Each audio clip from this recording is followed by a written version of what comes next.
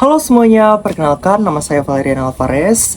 Saya adalah mahasiswa Ilmu Hubungan Internasional Universitas Tanjung Pura Pontianak dengan NIM E1111241043. Nah, di video saya kali ini saya akan mencoba untuk memaparkan materi terkait dengan rezim perdagangan internasional.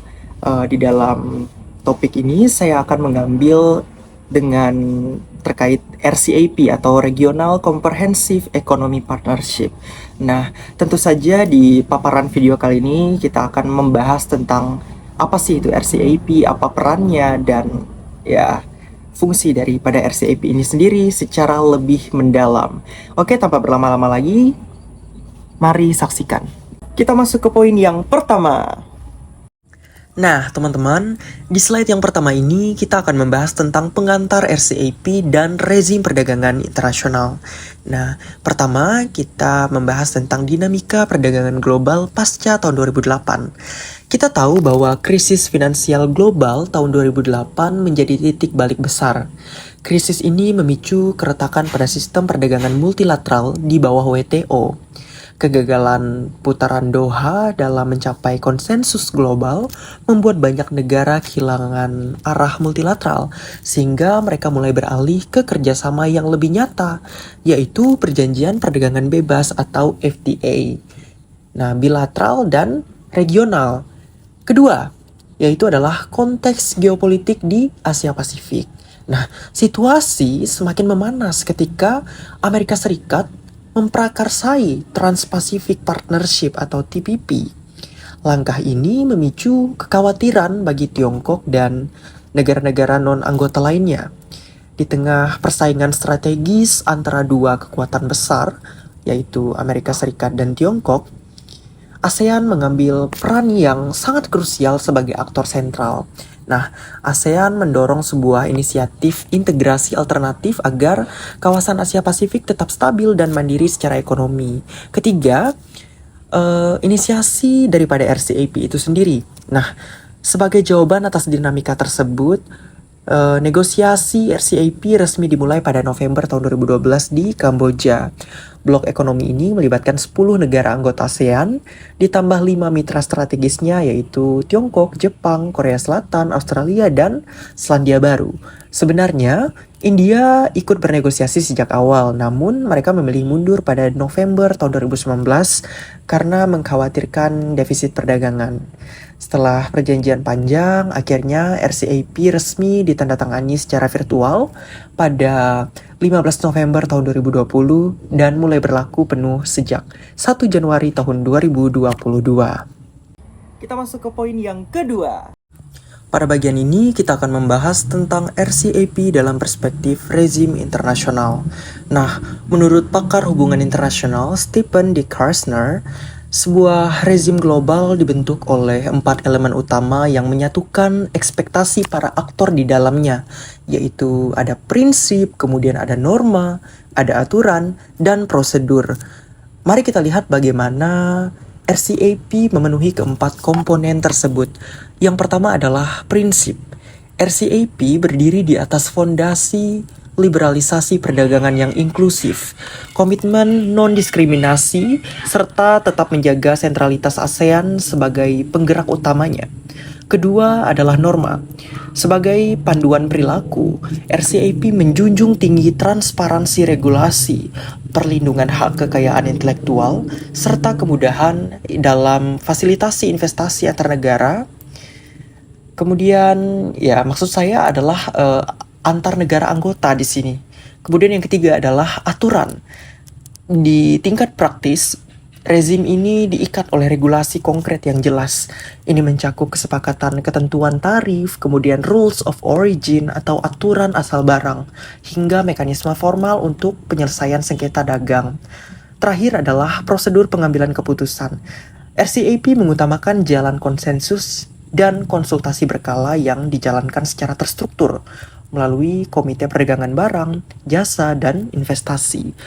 Melalui keempat pilar Krasner ini, kita bisa melihat bahwa RCEP ini bukan sekedar perjanjian biasa, melainkan sebuah rezim internasional yang utuh, kuat, dan sistematis dalam mengatur tata ekonomi kawasan. Kita masuk ke poin yang ketiga. Nah, di slide yang ketiga ini kita masuk pada substansi dan mekanisme dari RCEP.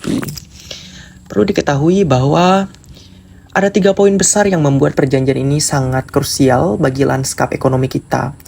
Yang pertama, mari kita lihat cakupan dan skala daripada RCEP. Saat ini RCEP resmi menjadi blok perdagangan terbesar di dunia. Alasan utamanya adalah kekuatan angka, didukung oleh 15 negara anggota, mencakup 2,3 miliar penduduk, serta menyumbang 30% PDB global dan 28% volume perdagangan dunia. Hal ini menandakan bahwa ini adalah pasar raksasa yang tidak bisa kita abaikan. Kemudian yang kedua, apa saja pilar utama perjanjian ini? RCEP bergerak komprehensif di 6 sektor strategis: perdagangan barang, ada komitmen penghapusan atau pengurangan tarif hingga 90% dalam transisi 10 hingga 20 tahun. Kemudian ada perdagangan jasa. Pembukaan sektor jasa kini menggunakan pendekatan negative lease untuk negara tertentu demi liberalisasi yang lebih terarah. Kemudian ada investasi, fokus pada perlindungan investor, memangkas hambatan masuk pasar, dan jaminan non-diskriminasi. Kemudian ada kekayaan intelektual. Standar perlindungan HKI diselaraskan dengan kerangka minimum. Kemudian ada TRIPS WTO, e-commerce, mengatur tata kelola data yang aman, perlindungan konsumen digital, dan kemudahan transaksi elektronik.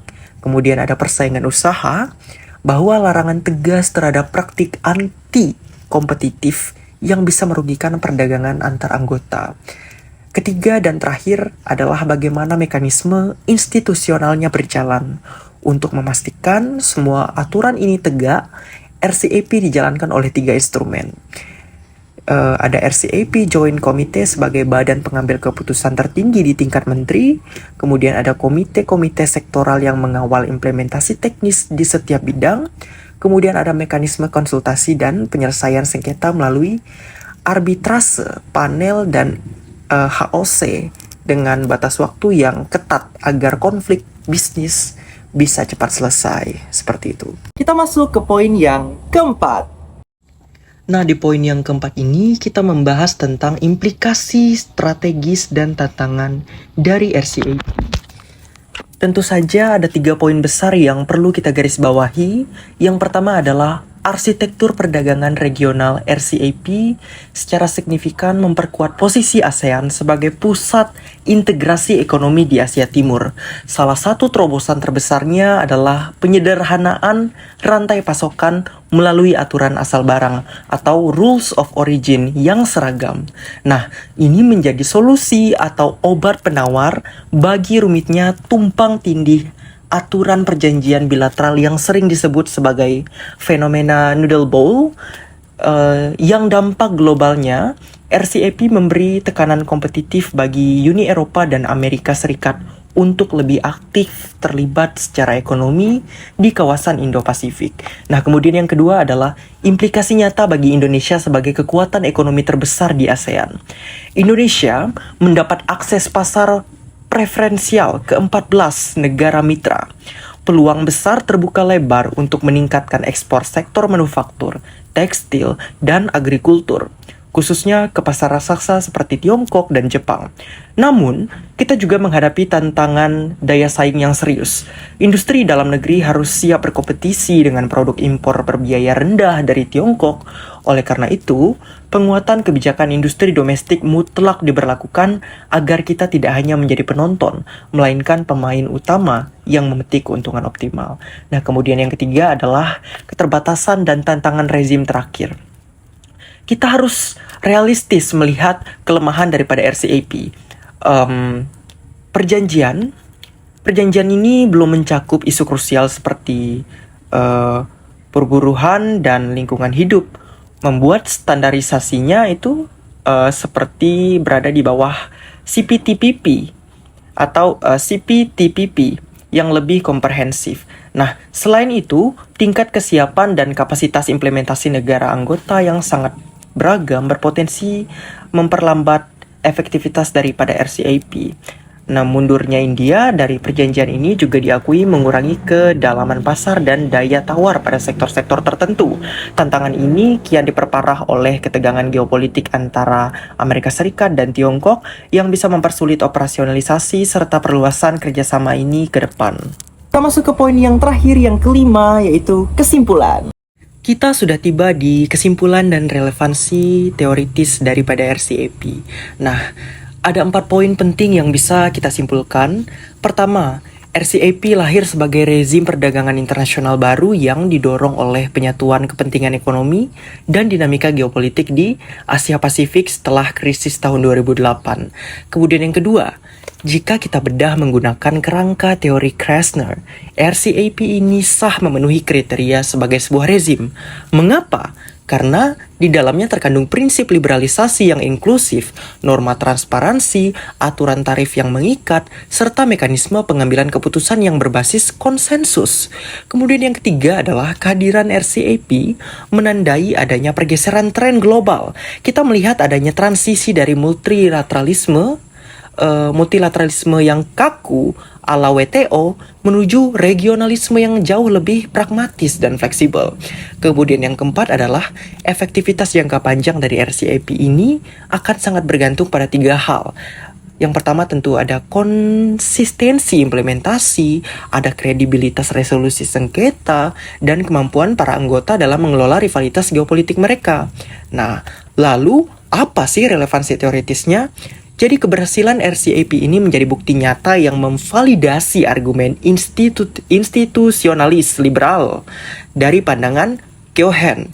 Nah, teori ini terbukti benar bahwa kerjasama internasional tetap bisa terwujud di tengah perbedaan kepentingan, asalkan ada institusi kuat yang mampu menyediakan mekanisme untuk mereduksi ketidakpastian serta menekan biaya transaksi.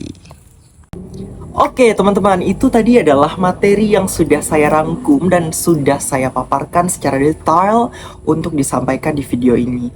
Semoga teman-teman yang menonton video ini bisa mengambil ilmu dari materi yang sudah saya paparkan tadi. Dan kalau ada kritik dan saran, silahkan tulis di kolom komentar. Bye-bye!